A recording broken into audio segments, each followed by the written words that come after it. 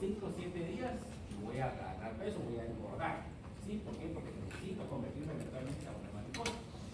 Entonces, yo cuando llego a determinada talla, determinado peso, a nivel cerebral, a nivel de mi corpus cardíaco, las células neurosecretoras van a secretar HPTT, pues aquí puse HPP, pero es HPTT, que es hormona protorásico rojo.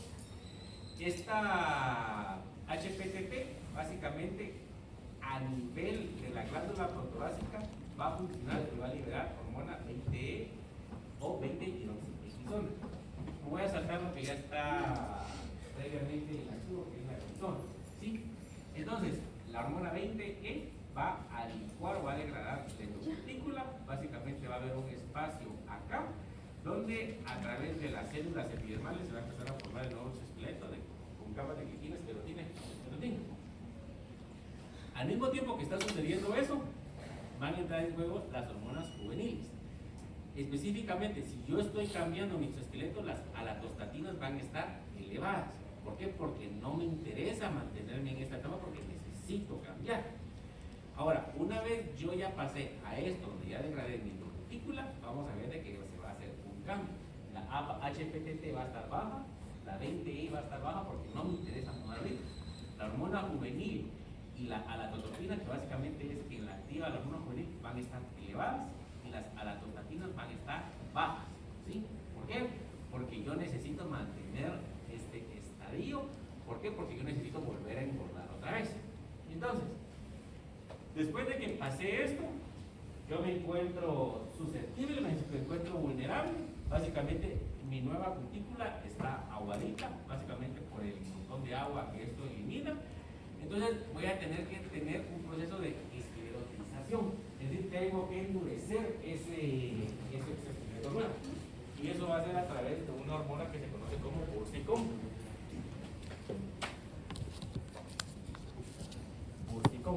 Sí, que eso va a ser después de que se haya dado el proceso de muda. El bursicón básicamente va a ayudar a endurecer ese esqueleto. Que es como les comenté, si ustedes ven en algún momento a una cucaracha blanca, esa todavía no ha secretado bursicón, todavía no está duro ese esqueleto. Esas cucarachas se mantienen escondidas, básicamente protegiéndose. Y vamos a ver de que el cascarón que queda, eso se le conoce como exuvio. ¿Sí? Si ustedes seguramente ven ahí en el laboratorio de zoología, no es de que vayan a ver un montón de arañas muertas, sino que es un montón de exuvias de arañas que en su momento crecieron. ¿Sí? Y al individuo que ya salió la forma adulta, que ya mudó, ese se le conoce como imago o forma temporal, ese ya creció. Entonces aquí vamos otra vez. Vean, yo soy una oruga 1, crecí, tengo que pasar a oruga 2, y así sucesivamente. Entonces, entre estos dos estadios, básicamente tienen que secretarse distintas hormonas. A nivel de la corpus cardíaca se va a liberar HPTT, hormona protorásico-trópica, esa va a secretar prednisona, se va a hidroxilar, va a formar 20 o 20-hidroxicortisona, se va a licuar la endocutícula. Posteriormente vamos a ver de que se va a degradar esa endocutícula y a través de las células epidermales se van a formar capas de glitina, esclerotina. Y al mismo tiempo vamos a ver que en relación a las hormonas juveniles, la lactostatina va a estar alta, la lactotropina va a estar baja y la hormona juvenil va a estar alta. Una vez ya se ha dado el cambio, vamos a ver que va a pasar lo contrario.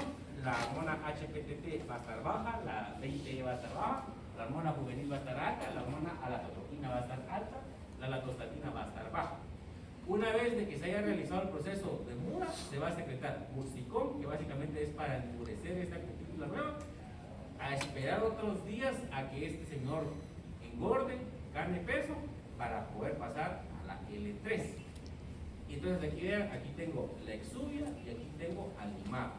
¿Sí? Básicamente aquí es el cascarón, el calcetín viejo que se quedó ahí, y el gasto del imago es el individuo que acaba de formar el proceso de muda o ficticio. ¿Preguntas? ¿No? Entonces, ¿cómo se dieron cuenta de que eso era así?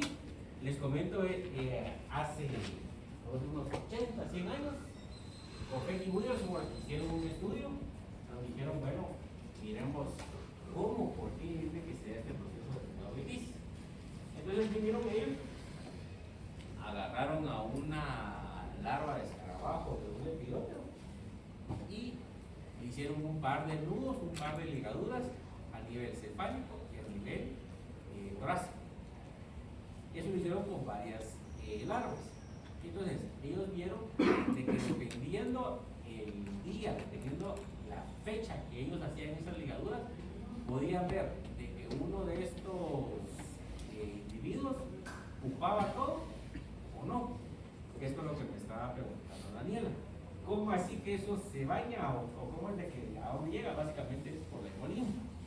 En aquellos donde hacían la ligadura antes de que el individuo estuviera listo para empezar a realizar el proceso de muda o de crisis, básicamente si lo anudaban, apretaban básicamente el vaso dorsal, el hemolinfa no le daba tiempo a llegar a todos los tejidos. Entonces tenían un su animal deforme donde únicamente pupaba a nivel anterior. Si lo hacían tarde, después de que ya se había secretado HPTT, 20, etcétera, etcétera, ocupaba todo. ¿Por qué? Porque todos los tejidos ya se habían bañado en esas hormonas. Lo mismo lo hicieron con el caso de unas chinchas. Las chinchas ustedes las decapitan, pueden aguantar unos buenos días sin comer. Entonces ellos vieron de que si decapitaban a una chincha antes de que se secretaran todas estas hormonas, el cuerpo no ocupaba. Pero el caso, pero no es que ocupe, sino que no continuaba su proceso de muda, porque esos no son fundamentales. Y en el caso de que decapitaban y una vez se habían secretado todas las hormonas, el resto del cuerpo continuaba con el proceso de muda y crisis. ¿Sí? ¿Cómo se ve en la vida real? Así. Entonces, esta es una larva de una familia de escarabajos que se llama Nutilia. Que vean, aquí esto es hilo dental. Aquí ocupó esta parte de la larva y todo esto no ocupó. ¿Por qué? Porque esta parte del cuerpo, estos tejidos, nunca se bañaron, nunca se impregnaron con la hemolinfa que tenía estas hormonas y únicamente se quedó a nivel anterior. Es decir, de que debido a este estudio sí se pudo concluir de que estas hormonas tienen que secretarse a nivel cefálico, a nivel cerebral, ya sea la corpus cardíaco, la corpus calatum, y hacer toda esta cascada de hormonas. ¿Sí? ¿Preguntas? ¿No? Ahora, ¿y por qué para mí como médico veterinario me tiene que importar esto o qué? Pero eso me lo van a decir ustedes. Y básicamente este es el principio de por qué funcionan las pipecas. ¿Sí? Entonces, esta es una hoja de trabajo, la 4 si mal no recuerdo, esta me la tienen que entregar este próximo miércoles, por favor. Entonces, necesito que investiguen la composición química y la concentración. Concentración es básicamente cuánto tiene de cada cosa, cada uno de estos productos. La número 2 es muy importante, investiguen cuál de los principios activos tiene relación con el proceso de muda o en crisis y escriban el mecanismo de acción. El mecanismo de acción básicamente es cómo funciona. Y por favor, necesito que tengan investigar la que es Frontline Plus. La que es Frontline a secas no nos sirve. ¿Sí? Tiene que ser Frontline Plus o en su defecto la Mr. Top. La tercera pregunta es ¿cómo se les conoce a estos compuestos? Básicamente tienen un nombre. ¿Cuál sería su clasificación? También tienen un nombre. Y justifique su respuesta en función del proceso de muda o en crisis, por favor, a este nombre. ¿Sí? ¿Qué nombre tienen? Y ahí van a entender ustedes qué tiene que ver todo esto con esas pipecas. ¿Sí? Entonces es importante que ustedes como médicos veterinarios lo sepan y no estén aplicando solo cosas por aplicar. Es como, a mí me dijeron que se aplicaba así, pero es como ustedes tienen que entender cuál es el fundamento de por qué es que funciona eso. ¿Preguntas? Pero una pregunta es individual, ¿no? Pareja. ¿Parejas puede ser? ¿Preguntas? ¿No? Y siempre con las pincitas esas de que las pipetas son buenas, funcionan, pero también va a depender del contexto en el que estemos usándolas. Por ejemplo, si yo toda la vida he aplicado un tipo de pipetas y las aplico mal, no aplico la dosis que corresponde, todavía hay un proceso de resistencia ahí, por más de que yo bañe a los bichos y a los perros en galones de esto, no les va a hacer absolutamente nada. Entonces, todo lo que ustedes vean aquí en la facultad de principios activos lo que disfrutan hoy no necesariamente va a funcionar aquí a 5 a 10 años, ¿sí? Siempre con esas cositas.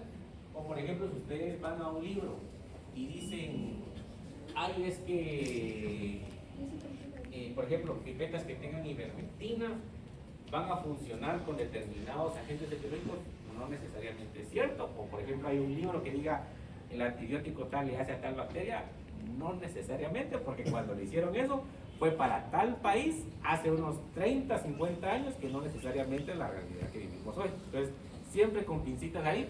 Lo adecuado sería siempre estar haciendo estudios de resistencia, no importando si estamos hablando de artrópodos, cestos, bacterias, etc. Siempre tendrían que estar haciendo estudios.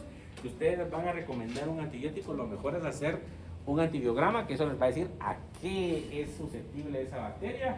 Aunque, bueno, ya que estamos hablando del tema, nosotros estamos haciendo ahorita un estudio con una compañera de ustedes que ya está en último año sobre cucarachas. En el caso de las cucarachas, son vectores mecánicos de cuanta porquería ustedes se imaginen. Las cucarachas tienen la característica de que ustedes les pueden poner cualquier manjar ahí y tienen una predilección por las heces humanas. Entonces, ustedes cuando están, por ejemplo, le recetaron un antibiótico, dependiendo del antibiótico, ese antibiótico ustedes los van a eliminar por la orina o por las heces. Entonces viene doña cucaracha, se come esas heces y está ingiriendo los metabolitos secundarios de ese antibiótico. Entonces, hay estudios en otros países de que han visto esas cucarachas, como básicamente se mantienen alcantarillados de aguas negras, qué bacterias llevan y a qué son resistentes. Entonces, muestramos creo 40, 60 cucarachas, no me recuerdo. Y la cosa es de que de 8 antibióticos que se probaron, por lo menos 6 eran resistentes a las bacterias que se aislaron ahí. Entonces, sí da un poco de miedo, muchachos, porque enfermarse ahora estaba fregado. Entonces, mejor bien portados. ¿Preguntas? ¿No? Bueno, ahora ya vamos a platicar ya netamente del cuerpo de los insectos. Vamos a platicar del primer tagma, que es el tagma cefálico. En este caso estamos hablando de un ortóptero, un grillo, que básicamente nos da la forma general, y a partir de aquí vamos a entender las modificaciones entre uno y otro grupo dependiendo de las condiciones ambientales y de índices que tenga cada uno. Entonces, vamos a tener 5 segmentos corporales. Voy a tener un segmento antenal, pero este no va a recibir un número, sino que básicamente vamos a tener el segmento antenal. Luego voy con el segmento postantenal, que sería el número 1, luego con el mandibular, maxilar y labial. Esto es lo que yo les había comentado al inicio del tema. Vean, aquí están haciendo esa delimitación, obviamente eso yo no lo veo en un bicho así, pero están haciendo la delimitación entre segmentos, y quiero que vean, básicamente tengo un segmento, un somito, con un par de apéndices, ya sean antenas, mandíbulas, maxilas o el labio. Eso está haciendo alusión, básicamente para que comprendamos evolutivamente de dónde viene. En el inicio de clase yo les había mostrado la forma del dibujo de un gusano con un montón de patas. Básicamente es esto. Hace miles de millones de años, cada uno de estos segmentos era un somito, era un metámero con un par de patas, pero básicamente todo se ha especializado, se ha fusionado, y cada una de esas patas ha sido modificada a forma de un palpo maxilar, labial, una antena, una mandíbula, etc. ¿Sí? Y vamos a ver la división también yo la puedo hacer básicamente en función del cascarón, que es la cabeza, básicamente la cápsula cefálica, y también lo puedo hacer en función de las piezas bucales. Entonces, la boca de los insectos básicamente es cápsula cefálica, hagan de cuenta que es un casco, y apéndices bucales, que es todo lo que está aquí abajo. Dependiendo de la forma y la posición de las piezas bucales, yo las puedo clasificar en 3. Las hipoctatas, este prefijo hipo, ¿qué significa? Debajo. Y nata o natos significa mandíbula. Entonces esta es mandíbula dirigida hacia abajo. El prefijo pro, hacia adelante, exactamente, piezas bucales dirigidas hacia adelante. Y el prefijo opisto oculto, exactamente, en piezas bucales ocultas. Yo tengo aquellas que están dirigidas hacia abajo, hacia adelante, los que están ocultos. ¿Sí? Básicamente eso. ¿Cómo así? ¿Cómo es que se ven en la vida real? Entonces, aquí yo tengo a este ortóptero, ¿dónde será adulto o juvenil? Juvenil. Es juvenil, vean, las alas no cubren completamente el abdomen. ¿Sí? Entonces, están dirigidas hacia abajo, entonces esta es piezas bucales del tipo pugnato. Aquí yo tengo a un escarabajo tigre, que son depredadores, están dirigidas hacia adelante, es decir, que son prognatos. Y en el caso de las chinches, vamos a platicar después de chinches, el caso de chinches, no todas van a ser vectoras de mispanosoma, porque hay ictófagas, hay hematófagas, hay depredadoras, etc. Pero todas tienen la característica de que vamos a tener un austerum, que eso vamos a ver más adelante, que básicamente es una seta picadora y tiene la característica que va oculta básicamente entre el primer par de patas. Esto es opistognato. ¿Sí? ¿Pregunta? ¿No? Bueno, y en relación a las antenas, vamos a ver primeramente la función es obtener información del medio ambiente o de su uso específico. Básicamente las antenas sirven para captar olores, básicamente feromonas, saber qué es lo que está pasando. Vamos a ver de que la segmentación de las antenas va a tener 3 regiones. Un escapo, que básicamente es el primer segmento, un pedicelo, que básicamente es una región articular, que es la misma palabra, pero no significa lo mismo. Por ejemplo, cuando estamos hablando de pedicelo, en el caso de arácnidos, no es lo mismo, ¿verdad? En el caso de arácnidos, sí tenían una sustitución que es el pedicelo, en este caso es un segundo segmento que básicamente es articular, y luego voy a tener un flagelo. Ese flagelo va a tener X cantidad de segmentos que van a conocerse como flagelómetros. Las antenas van a variar entre el grupo de bichos que están hablando, en lo que se alimenta y dependiendo para qué usan las antenas. Por ejemplo, tengo aquí las monidiformes, estas son muy características, por ejemplo, en el caso de los gorgotos. Tengo las capitatas, estas son muy características en el caso de escarabajos.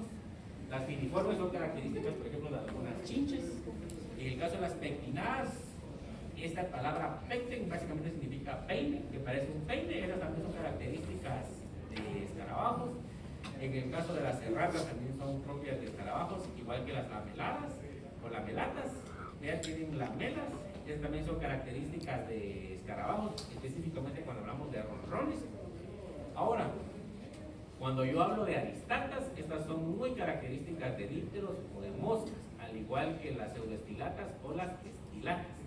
En el caso de las pseudoestilatas, estas son características de los tábanos. Entonces, ¿para qué sirve que ustedes sepan cada una de estas formas de antenas? Básicamente, las claves taxonómicas les van a decir, si tiene antenas así con tantos flagelómetros, es X o Y de familia, ¿sí? Al igual que en el caso de las antenas aristatas, que por ejemplo, en el caso de musca doméstica, o en el caso de Coclopina minivora, cruzado barrenador, van a ver ustedes que es este tipo de antena. Y lo vamos a encontrar también aquellas que son las plumosas. Estas son muy características en el caso de los pulícidos, en el caso de los zancudos. Yo les había comentado en su momento que estas van a ser la forma así muy plumosa, muy peluchona en el caso de los machos. ¿Sí? Y vamos a ver que a nivel del pedicelo vamos a encontrar un órgano de Johnston. Este órgano de Johnston va a estar mucho más desarrollado en el caso de los machos. ¿Por qué? Viene la hembra condenada y está ahí fregada y no deja dormir. Pero ese zumbido no es de que ella esté cantando, sino que básicamente es el aleteo. Determinada frecuencia de aleteo va a variar entre distintas especies y otras. Entonces, viene el macho, básicamente detecta esas vibraciones con su órgano de Johnston, viene, bueno, ahí hay una hembra que es de mi especie, voy a ir a ver qué onda, a ver si sale o no sale. Y entonces, llega y de repente le hace caso, de repente no le hace caso, pero básicamente esa es la característica. En el caso de las hembras, las plumas no, las plumas, ¿verdad? Las antenas plumosas no son tan vistosas, ¿sí? Entonces vean, aquí tengo a señor y señora, ¿quién será la chica y el chico? Esta es la chica Obviamente de que está llena de sangre, pero vean las antenas. En el caso del macho, las antenas plumosas mucho más vistosas en comparación a la hembrita. ¿Sí? Entonces ahí podemos ver la diferencia. ¿Y los machos de qué se alimentan? Néctar. ¿De qué? De hembra, ¿no? ¿De qué se alimentan los machos? Néctar. De néctar. ¿Sí? Los machitos se alimentan de néctar. ¿Por qué se alimentan de néctar los machos y no de sangre? Porque no pican. ¿Por qué las hembras se alimentan de sangre? La reproducción. El formar o desarrollar huevos necesita un gas. ¿Sí? Necesitamos proteína. ¿Y dónde va a salir? De la sangre. ¿Sí? Pero es importante que vayan pensando ya así. Entonces vean, distintos tipos de antenas. En el caso de esta es una lamelata y este es un ronrón, es un escarabajo. Vean, tienen esta forma de lamelas. Esta es una mosca de género sarcófaga. Esta es aristata, vean. Está el escapo pedicelo, un flagelómeno únicamente y una arista, que es ese pelo que está ahí. A nivel de esta arista vamos a ver de que hay terminaciones nerviosas a nivel del epitelio. Entonces básicamente ahí hay estímulos nerviosos donde básicamente se están recibiendo distintas señales, ya sean feromonas, olores de comida, etc. Aquí tengo una pectinata también, que es un escarabajo. Y estos señores, yo no sé si los han visto, esto es un tábano. Vean las antenas pseudoestilatas, muy características, que parece como que fuera un rayo. ¿Sí? Ahora vamos a ver otro videito. Hace 100 millones ¿Película? de años había mosquitos Hay gente como hoy en conocedora aquí día, también. y como hoy en día se alimentaban de sangre de animales, hasta la de los dinosaurios. A veces, después de picar a un dinosaurio, el mosquito aterrizaba en la rama de un árbol y quedaba atrapado en la savia.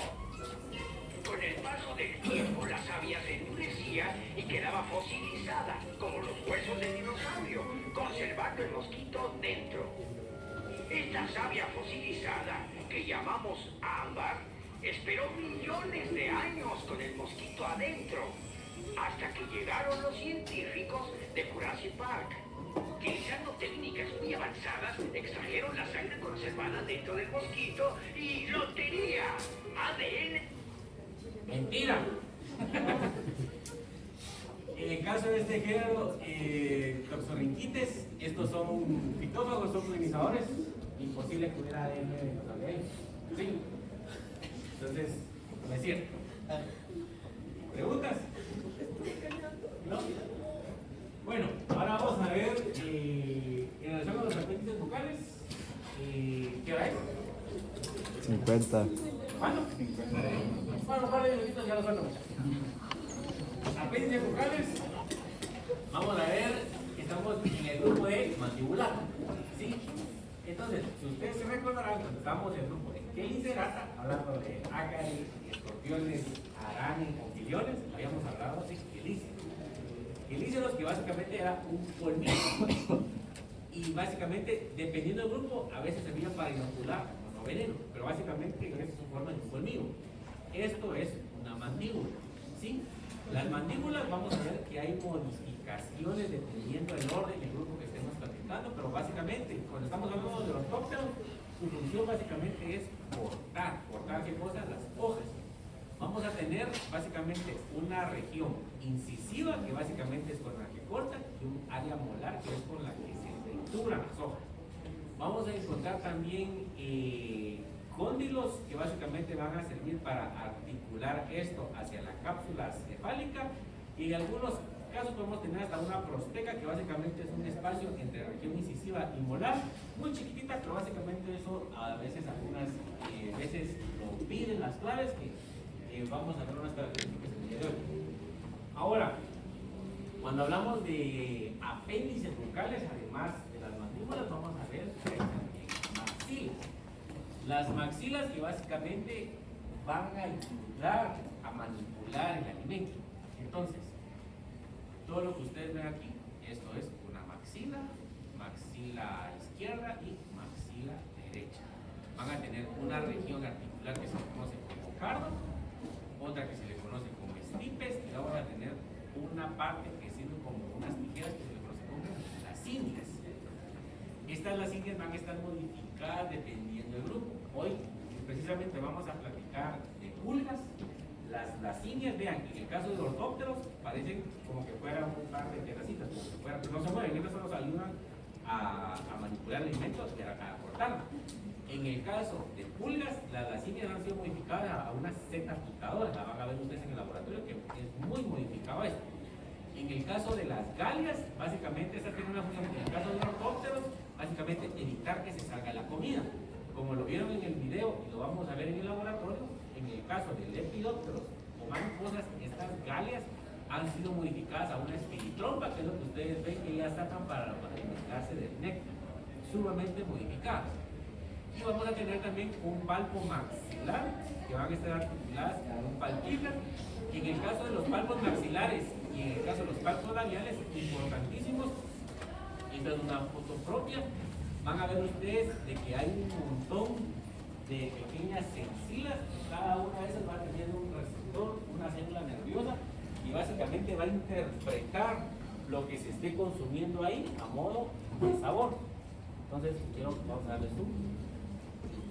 Entonces, esto es en la punta de cada uno de esos palpos. Vean, tengo una sensila con su receptora célula nerviosa. Sí, básicamente eso está interpretando sabor y olor en muchos casos. Luego voy a tener el labio, que básicamente es el piso de la boca en el caso de insecta. Vamos a encontrar en región más caudal un postmentum. Esto va a variar entre grupos y otros. Luego va a tener un mentum y un prementum, que es específicamente la región más craneal. Vamos a encontrar una lígula, que básicamente es la región medial. Voy a tener una región que se conoce como glosa, y las que están aquí en los lados, las paraglosas.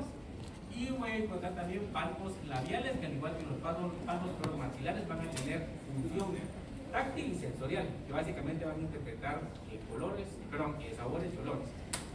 Y en el caso de los palpos labiales van a estar articulados a través de un palpígeo.